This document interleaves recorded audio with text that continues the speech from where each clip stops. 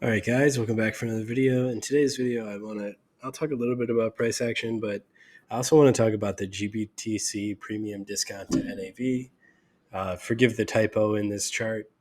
The data is still accurate. Now, if you guys aren't familiar with GBTC, it's Grayscale Bitcoin Trust. It's really the vehicle for a lot of institutional players to get Bitcoin exposure. At least until recently, there was a point in the market where, if you were an institution you wanted to buy Bitcoin, you really couldn't buy spot Bitcoin. You had to buy GBTC and get exposure. Now, I want to put forward again, of course, this isn't the reason why the market crashed, but um, I do think it is significant. And I do think it's also significant that a lot of people haven't been talking about the premium and discount. I think people are used to, in at least in the crypto space and a lot of other markets, for example, for stable coins to reach parity, right? If you have a stable coin pegged to the, the dollar, then you're kind of assuming that it will maintain that peg just because that's what it's supposed to do. Now, if you guys have been in the market recently, you know that, that's a real risk. That stable coins will just totally collapse entirely and never regain parity with the dollar. But it's one of those risks that's a little bit existential.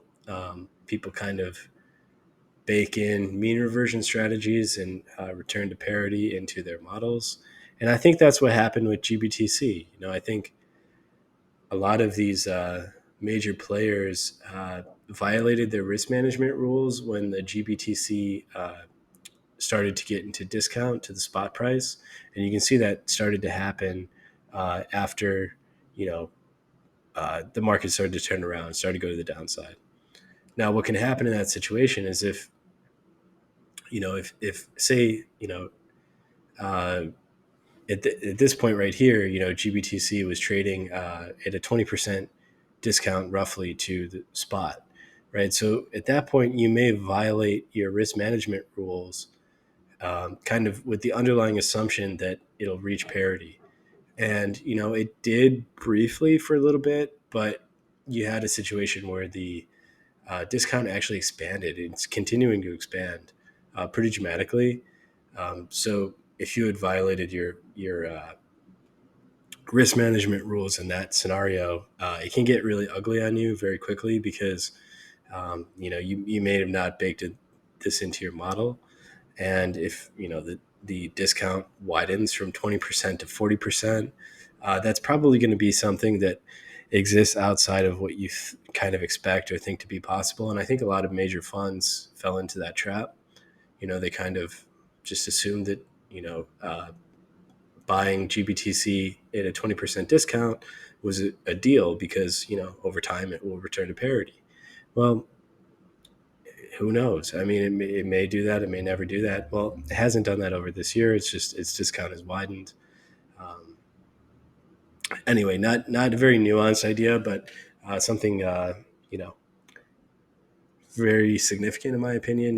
Especially if institutions did that on leverage, right? And then the discount widened on them, and they had to puke the leverage. You know, in the crash down to the summer lows. Now, the other thing I want to talk about is just kind of go over a little bit of a brief moving average strategy, and just talk about the 21 and 34 exponential moving strategy on the daily. That's pretty simple, but pretty good as well. I mean, it's not too complicated, and sometimes simple is the best thing, right? Why do I choose 21 and 34 exponential? Um, they're Fibonacci numbers, but really, for me, I use Fibonacci's all the time. But really, it doesn't matter what the EMAs are. Now, you may find you do better with a different spread. For me, I like the 21 and 34. See, it typically gets break of structures on the market. So you got your break of structure here, and then what happens after the structure breaks, the 21, the 34 cross around, you get an expansion and continuation, right? Even if you get a squeeze into the cross, it tends to get faded, at least on first pass, right? You want to fade the first pass. not necessarily the second pass. There are some times where it doesn't, like here is not a great example, right? You get your cross, but you still get a test into it and then a throw up above the liquidity. So if you took that first profit and you're playing, you have good risk management, this still would have been a profitable trade, right? Because you would have taken this profit off here and then managed on the lower time frames around here. Now let's see, go up. If we go up here, yeah, you see you get your cross, get one test into it, another test into it, another test into it. I mean, this just played out exceptionally perfectly. Doesn't always work that well, but here's another good example of kind of similar to the one before where, even if it doesn't totally work out, you typically get at least one thrust above liquidity. So you get across here and then thrust above liquidity. Now, here, you didn't really get any signs. It's just kind of crunching right here. But let's see. Here's another good example, right? You get your break of market structure.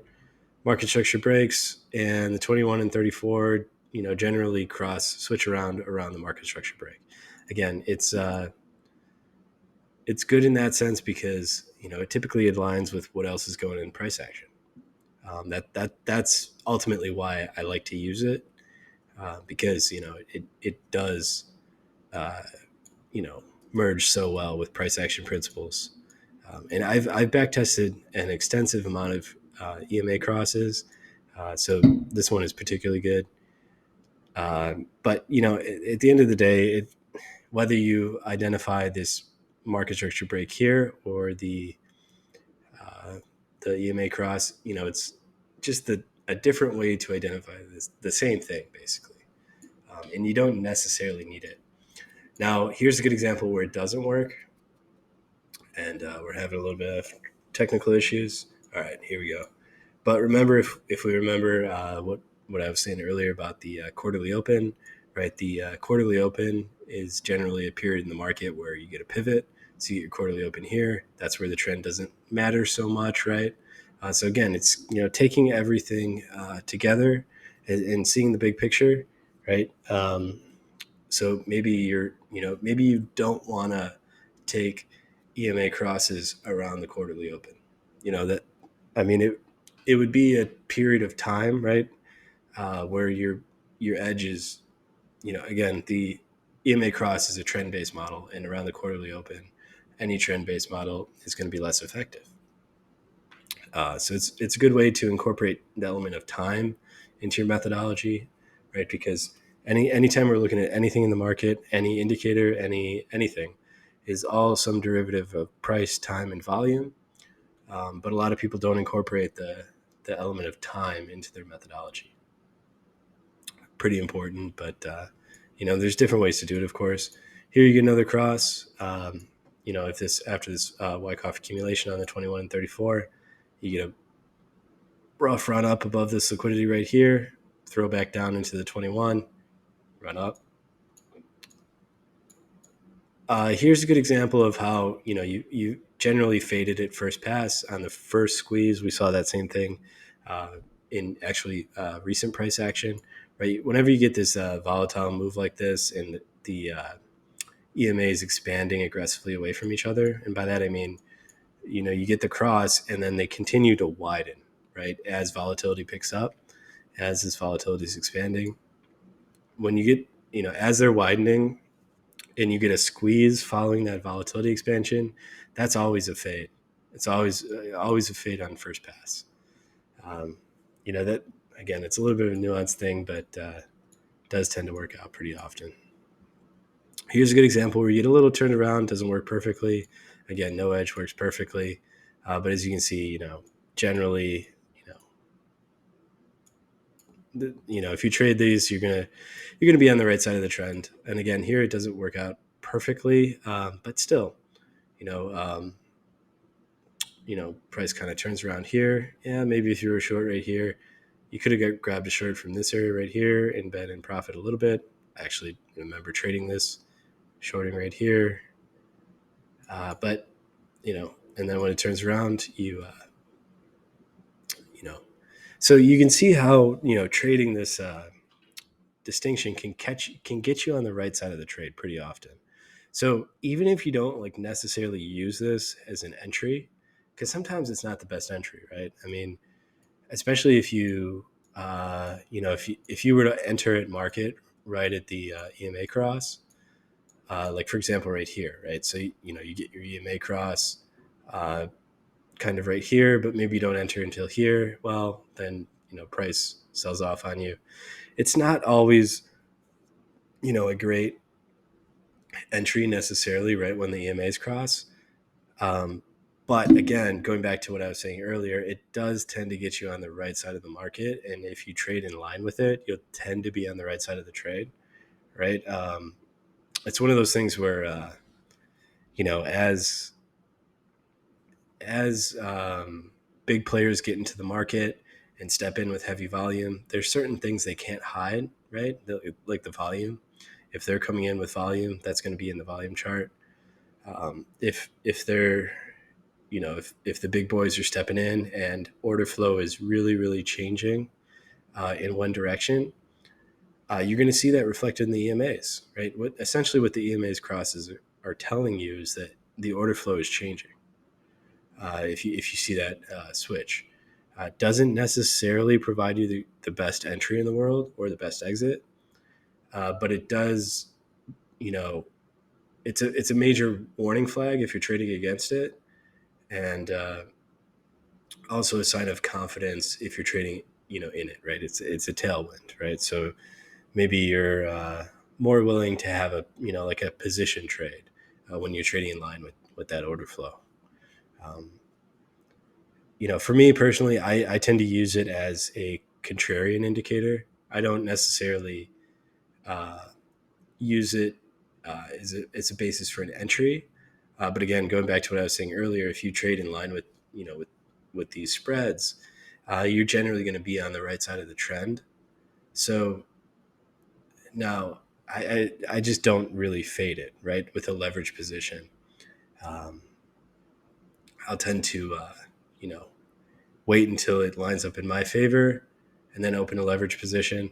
I know it's not a good example because I do have a leverage position open right now that's currently contrary uh, to exactly what I'm saying.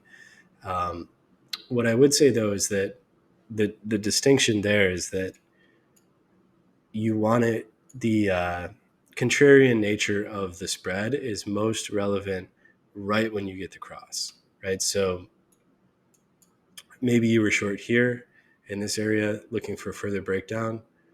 Well, when you get this huge pump up in the cross in the spread, um, of course you should have been managing risk earlier, but this is really like the final, you know, the final moment for the bears, right? I mean, this is where if people don't manage risk, then they really get liquidated right here. Um, and again, so it's most valuable as like a warning shot as soon as you get the cross, like right here, right? It's not necessarily like them. Of course, you can get a continued downtrend, but like right here, right? If you're here saying, well, the EMAs are to the downside, yeah, technically, but it's not a good basis for changing a position. Uh, really, the best time is here when they cross around like that, or right here. Again, even if it doesn't work out perfectly, right here. Uh, so again, the best time to get out of your shorts, if you were long during this range, was right when they crossed right here. But again, it broke the market structure right here. So, actually, if you were trading price action, you would have managed risk even better, right? Because you would have had a stop loss right here. I actually had a stop loss right there at 22222 roughly on the Coinbase chart. So you would have managed risk better than people who waited for the cross and, probably ended up managing risk at 21555 roughly. Got that cross. Again, nobody's going to do it perfectly. Probably they would manage risk somewhere around this 21555 level rather than 22222. But it is something to pay attention to. Maybe you didn't have a stop loss here, and the EMAs are crossing around on you. You're still sitting in an underwater long position. Well, that's the time to take your losses, and you know. And on the flip side, if we do get a push up above this consolidation range high right here, really this high right here is the high of the FOMC meeting at roughly 20,000. If you start getting daily closes above 20,000, 3-day closes, weekly closes above 20,000, you start to confirm the daily divergence on those time frames, the 3-day divergence, the weekly divergence, and this really starts to become a base right here, a very significant swing low right here that I really wouldn't fade. And you probably also get the EMA cross, the 21 crossing above the 34 at that point. So that again, that would be another major warning flag if you were short, to start managing that position, and thinking about different options. At the very least, taking risk off, maybe stepping back from the market. Sometimes sometimes it's really good actually to if your invalidation gets hit and you have a really good invalidation, to take risk off the market, take a couple of days off.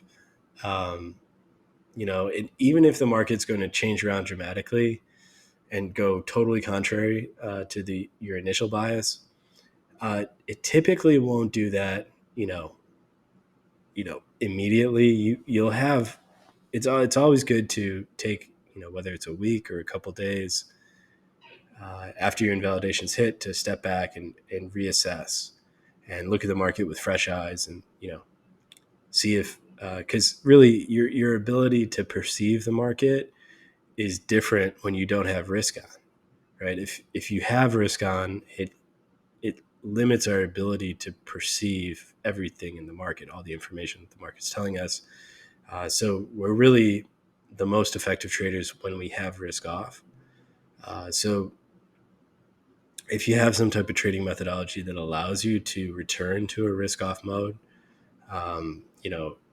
often, that's going to be incredibly beneficial. Whether that means hedging an existing position, or maybe you're more of a high frequency trader or scalper, whatever you got to do, just returning to that that risk free state is really beneficial for analyzing the market and getting on the right side of things. So anyway, I hope you guys like this video.